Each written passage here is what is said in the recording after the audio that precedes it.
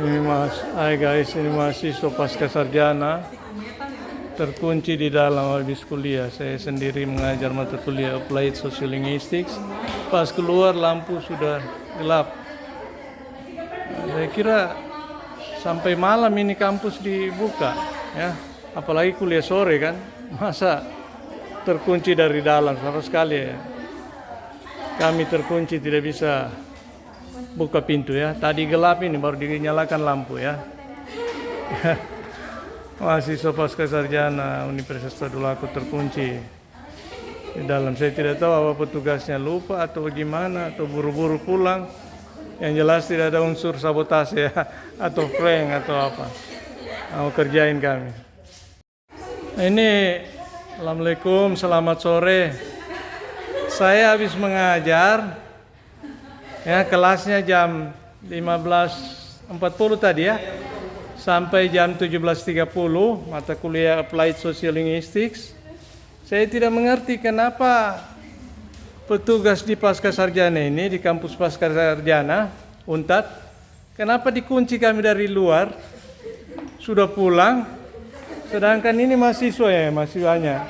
Saya sendiri sudah lapar ini mau pulang.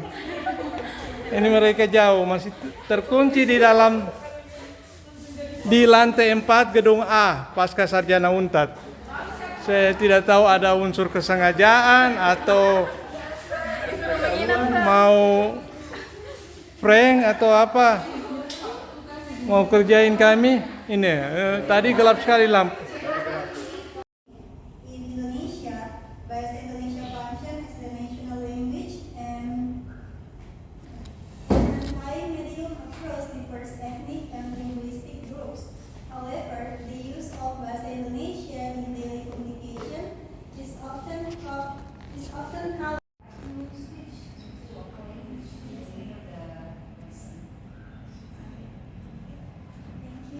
Okay, all right. We have finished answering all the question and how about The local languages, dialects and accents across Indonesia, across the archipelago. Some friends of yours like Mem Setyaningsi and others have elaborated and give very clear examples. Well, I would give additional comments regarding language policy. We have language policy in Indonesia, but unfortunately, we don't have explicit and detailed language policy. In many developed countries, like say for example in Australia, they have language policy, and other South Pacific countries,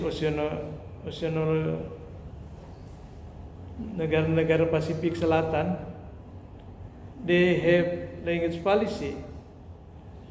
And when British Empire, British colony occupied some South Pacific countries, they introduced language policy. It was associated with language rules. So all students, all citizens must use English as second language or even first language.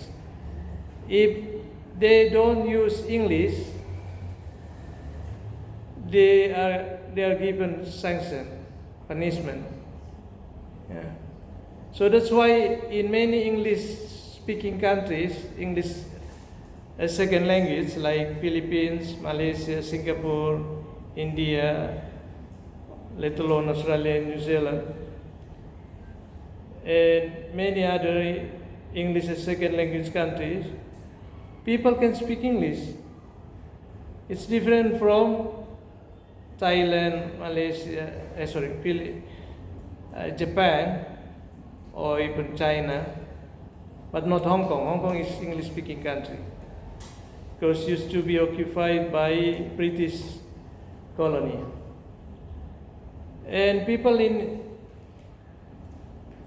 Commonwealth countries, ex-colonial British, they are able to speak English, even laborers, yeah? Lay person, lay people, orang awam. If you visit Philippines, in Manila or elsewhere, you can hear people speaking English, even lay persons, orang biasa, ya, laborers, etc.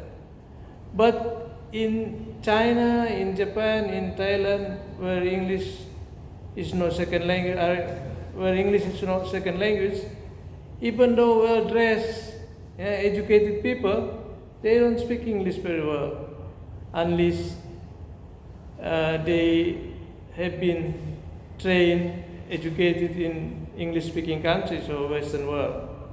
Then they are able to speak English. Yeah, that's the difference.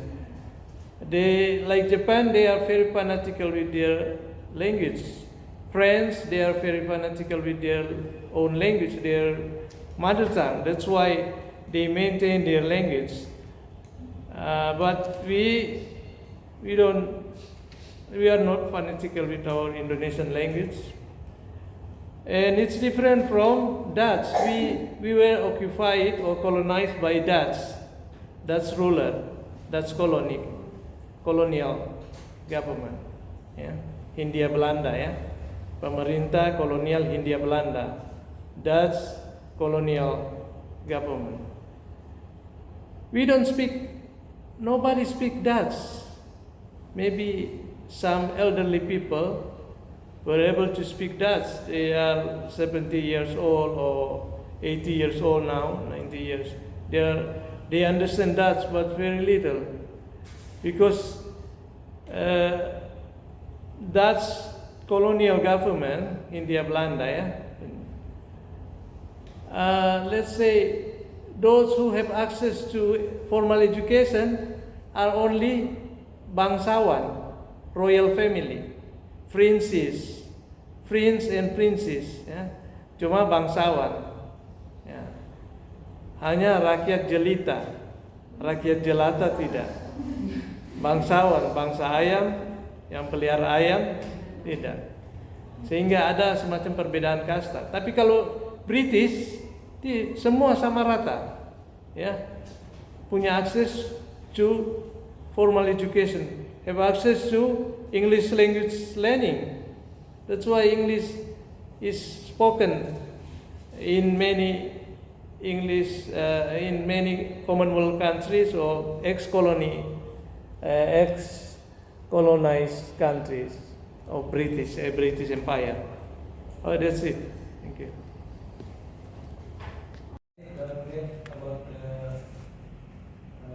About practical strategies in about logical policy. So Language policy. language policy. So maybe anyone have comment about that? Language policy ini berarti Pendidikan bahasa. maksudnya di bagian pemerintahan atau Logical policy from school mungkin atau dari pemerintah mungkin. first place.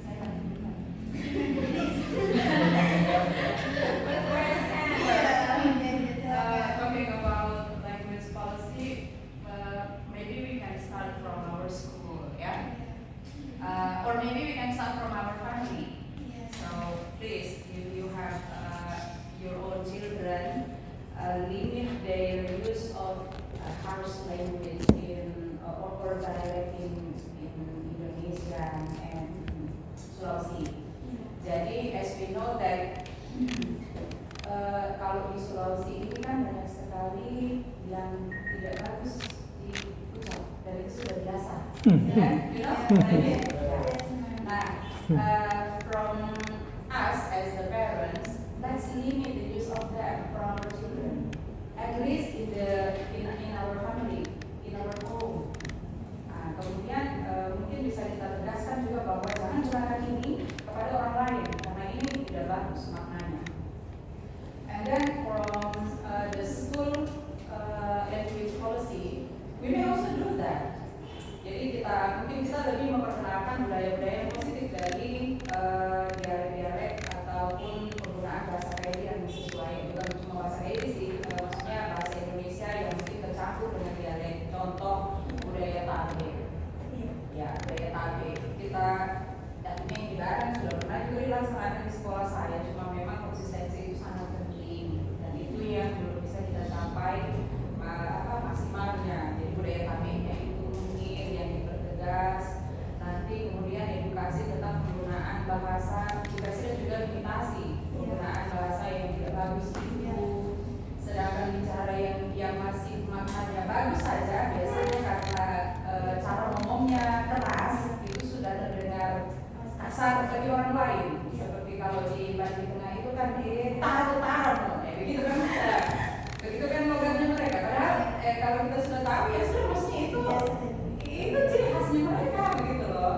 Nah, jadi kalau dari segi language policy kayaknya kita bisa bergerak dari keluarga dulu, kemudian karena kita sebagai pendidik, jadi bisa kita berkontribusi untuk menciptakan policy itu dari sekolah kita.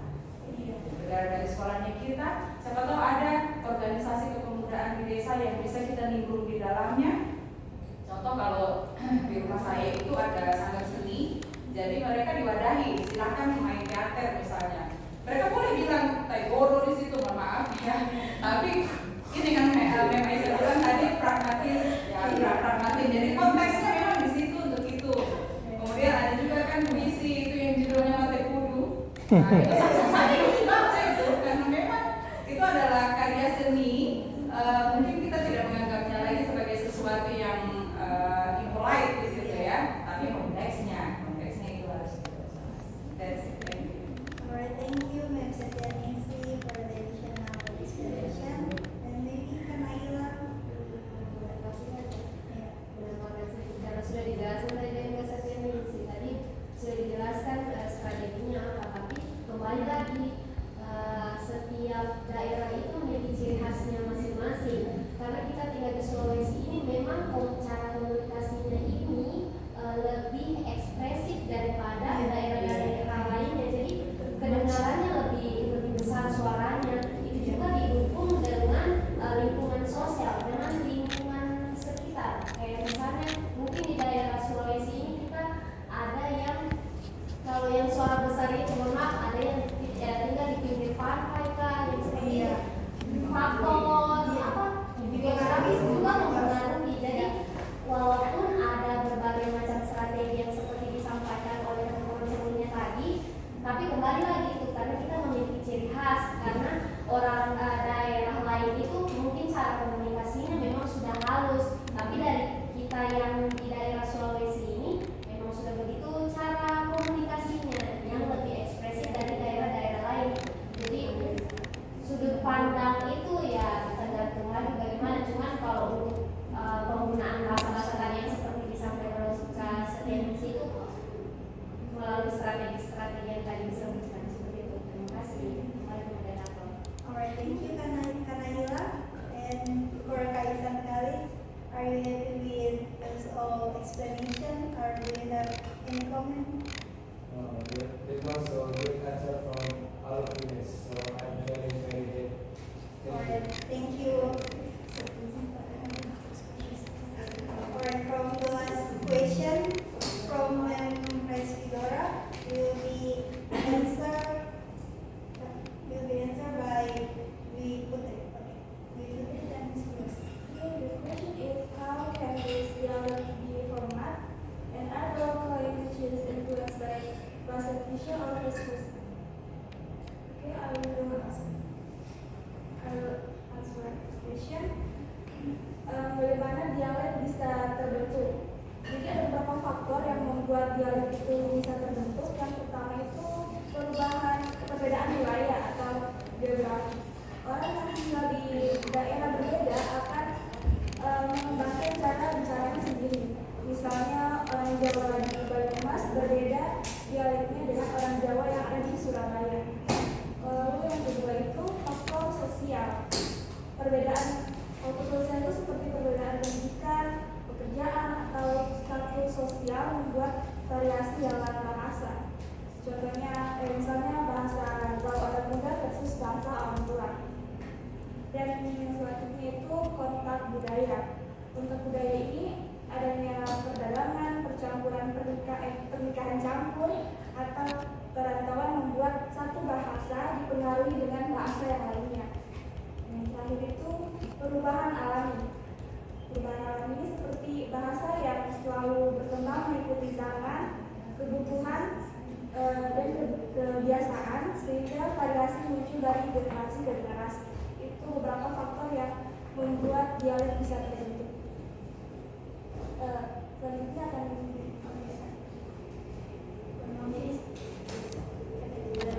Saya ingin menjawab pertanyaan dari speaker, apakah bahasa daerah dipengaruhi oleh Indonesia atau tidak?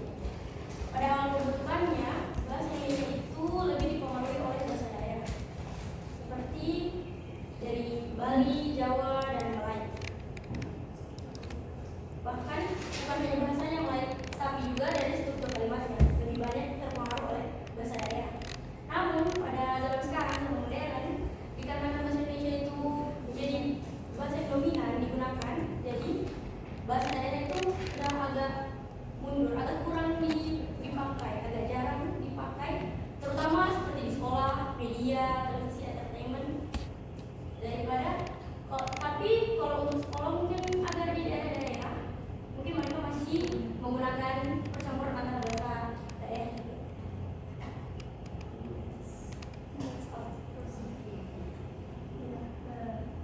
Jadi kan kalau linguistis dengan bahasa Indonesia ini jadi mungkin itu saling mempengaruhi.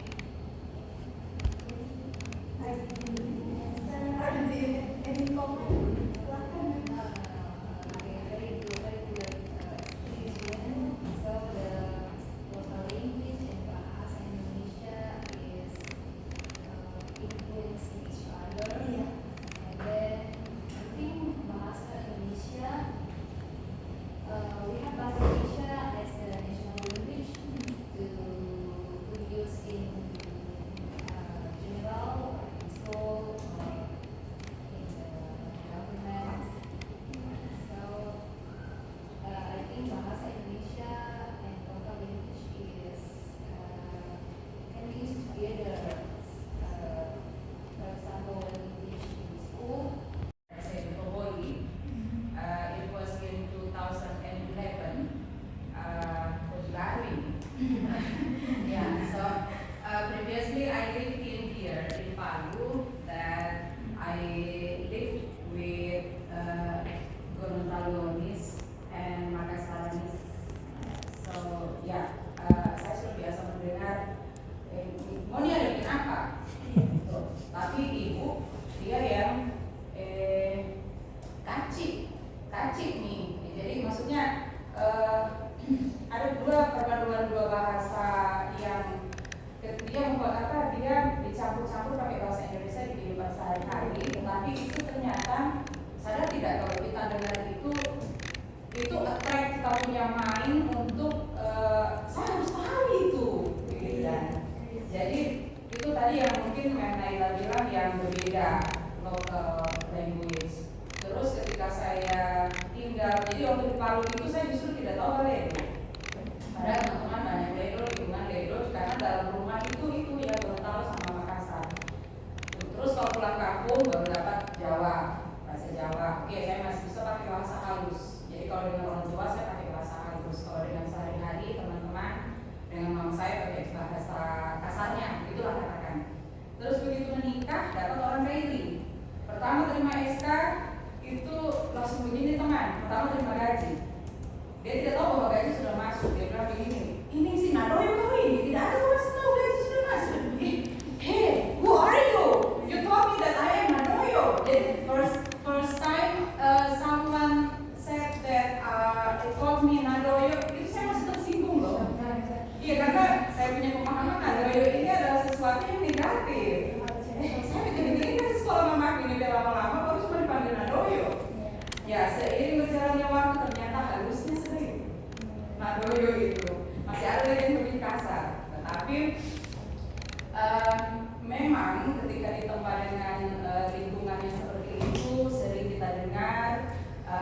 kuliahnya saya tertrack untuk mengetahuinya. Kemudian saya juga mencoba sedikit demi sedikit, akhirnya jadi tahu. Jadi kasarnya kita tidak dijual orang lagi. Jadi campuran-campuran bahasa Indonesia dengan dialek yang ada di daerah itu secara tidak langsung sebenarnya memberikan manfaat linguistik sama kita. Jadi pemahaman kita terhadap budayanya orang setempat itu lebih mudah untuk kita mau dapat begitu, dan itu sekedar tambahan sedikit. Thank you. Okay, thank you, Ma'am Setia Nixie, from the additional explanation.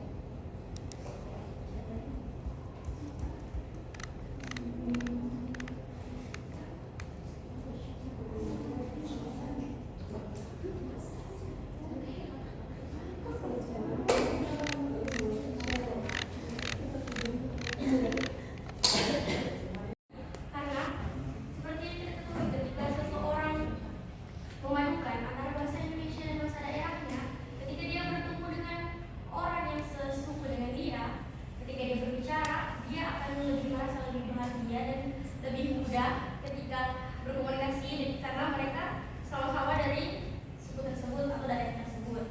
Dan juga hal itu kenapa perpaduan antara bahasa Indonesia dan bahasa daerah itu bisa meningkatkan kreativitas, karena misalnya ketika misalnya saya kan Jawa, misalnya saya bicara dengan Ibu Setia Ningsih. Misalnya saya bicara dengan Ibu Setia Ningsih, tapi dalam percakapan kami itu tidak full menggunakan bahasa Jawa, tapi memadukan antara bahasa Jawa dengan bahasa Indonesia, seperti Ayo, contoh. Sebuah conversation.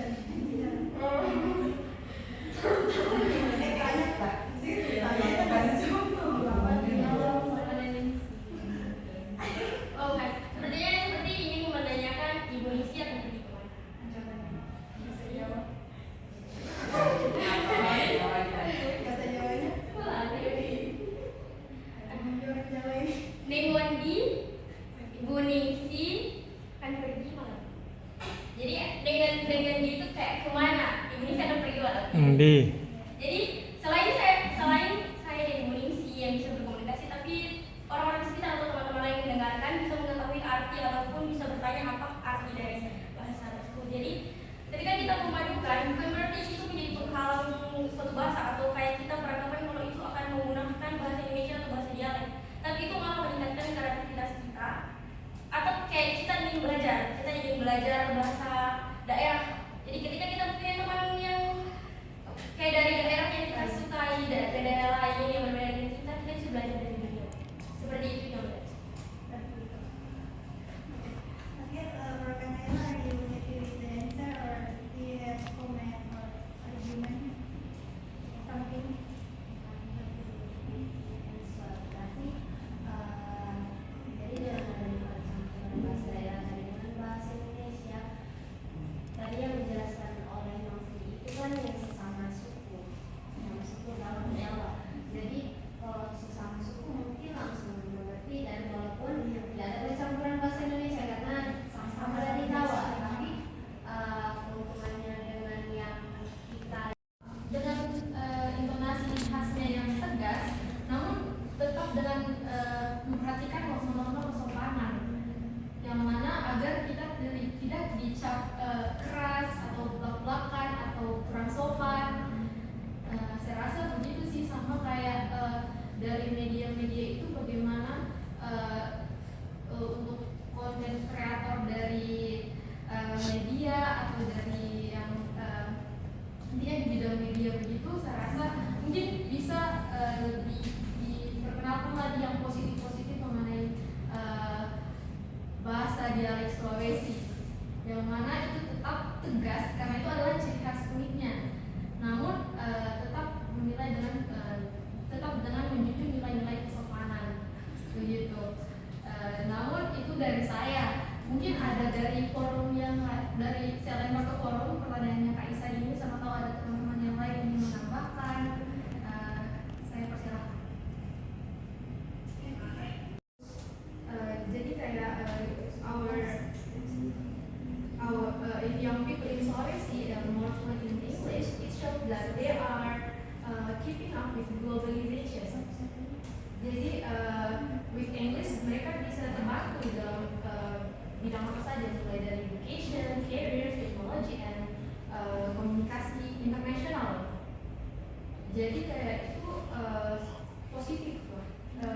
yang positif dari kita bisa sebagai generasi muda beradaptasi dan juga ada progres dari kita sebagai generasi muda.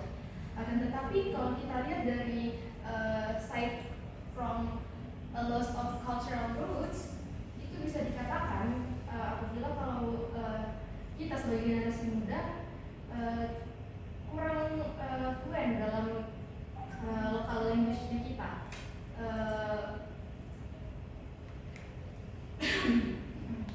Kalau misal kita